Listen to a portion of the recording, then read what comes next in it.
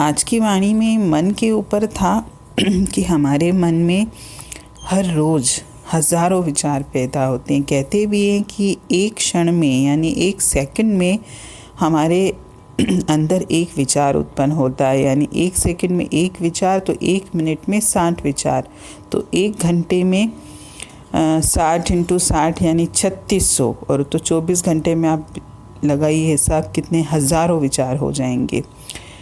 तो परमार्थ की दृष्टि से अगर हम देखें तो हमारे मन में विचार तो हैं, लेकिन हमारा मन जो है उल्टी दिशा में चल रहा है। इसके मन में परमार्थ के विचार होने चाहिए, लेकिन इसके मन में संसार के विचार हैं।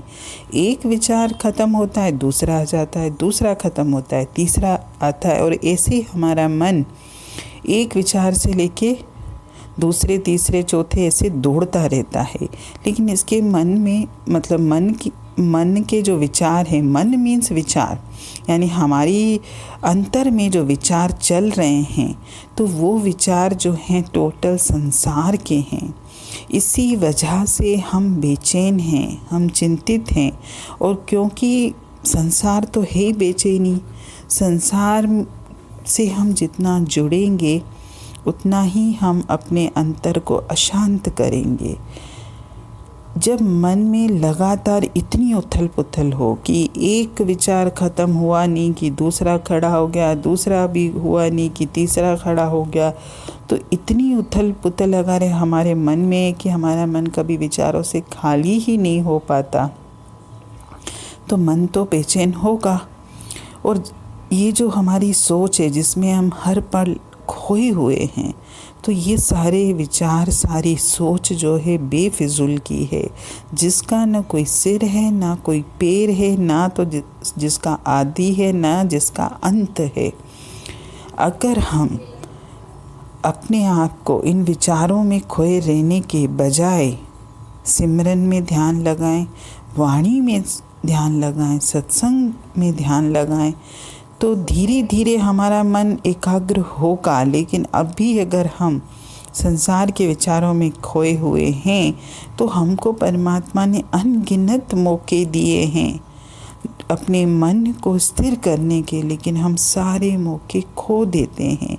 क्योंकि अगर हम चाहते हैं कि हमारा मन स्थिर हो, हमारा मन शांति से सिमरन में बैठे, शांति से वाणी सुने, तो इस मन को कुछ पल के लिए इस संसार से हटाना पड़ेगा। और वो मैं करता नहीं हूँ। हर पल तो मेरे अंतर में माया भरी हुई है। सुबह से लेके जब तक मैं सोता नहीं हूँ, तब तक मेरे अंतर में माया है। क्योंकि हम हाथ से कार्य कुछ और करते हैं, लेकिन हमारा मन तो कहीं और ही दौड़ता है। कई बार तो ये भी देखने में आता है कि हम अगर वाणी सुन रहे होते हैं या सत्संग में भी बैठे होते हैं, तो हमारे विचारों की गति तो कहीं और ही होती है। यानी मेरा अंतर विचारों से खाली ही नहीं हो पाता।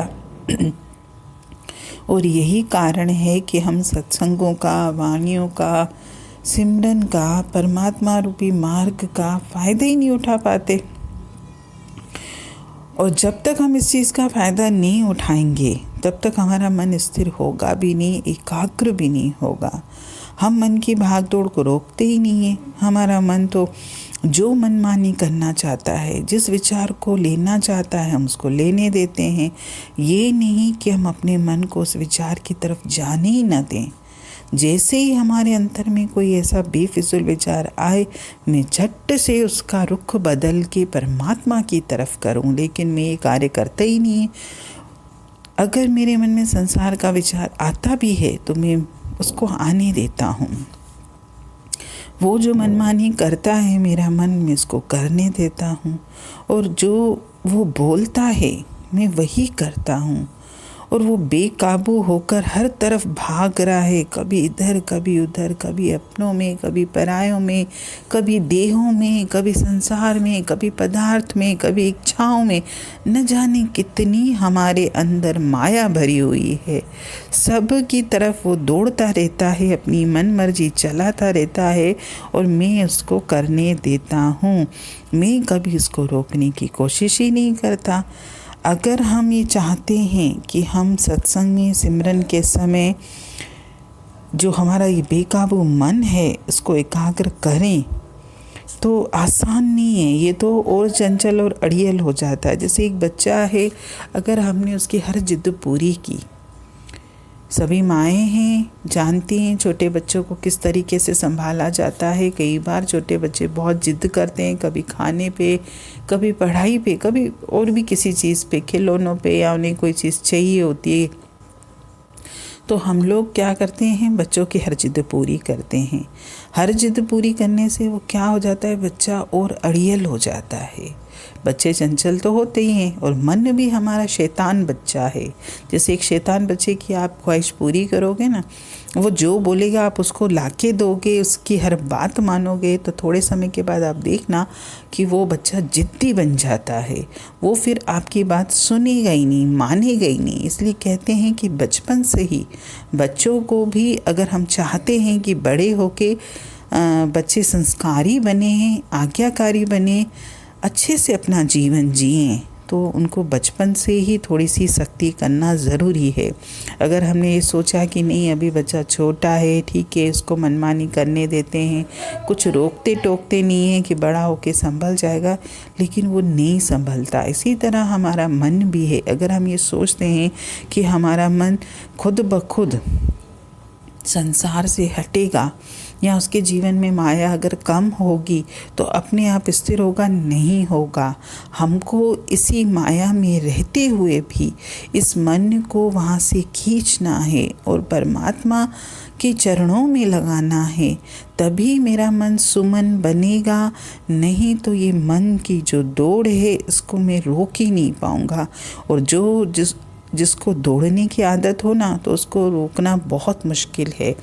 लेकिन कोई अगर ऐसा व्यक्ति हो जो कभी दौड़ता हो, कभी रुकता हो, कभी दौड़ता हो, कभी रुकता हो, तो उसको रोकना आसान है। लेकिन जो सरपट दौड़े जा रहा है, आप लाख उसका पीछा करो, आप उसको रोक नहीं पाओगे। इसीलिए अभी भी समय है हमारे पास, न जाने और कितनी सांसें हैं मेरी इस देह में। तो मैं ये कोशिश करूं कि ये मेरा मन जो संसार में इतना अटका हुआ है, इस अटकन से उसको बाहर निकालूं। कुछ समय तो मैं परमात्मा को दूं, कुछ तो मन का एक तरीका बदलूं, जो हर वक्त इसमें दौड़ रहा है, कहीं तो उसमें स्थिरता आए।